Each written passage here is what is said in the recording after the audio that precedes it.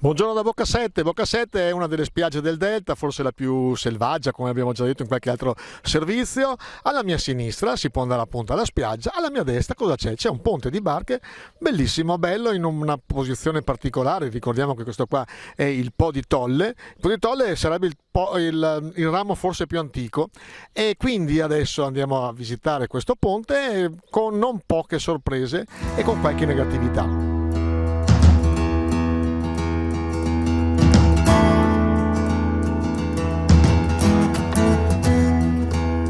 Ecco, quello che vedete alle mie spalle è il ponte di barche che congiunge Boccasette con la zona di Portoviro, Porto Levante e Capisani.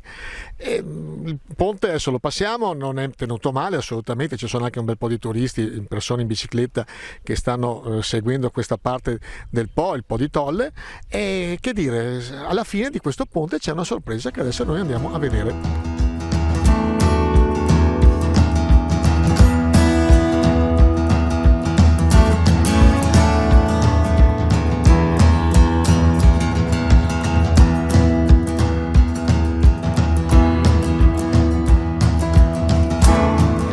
Alla fine del ponte, un ponte decisamente bello anche dal punto di vista paesaggistico, anche di folklore interessante, un ponte di barche e appunto sul ramo del Po di Tolle, quindi il ramo più piccolo, anche forse il più antico del Po.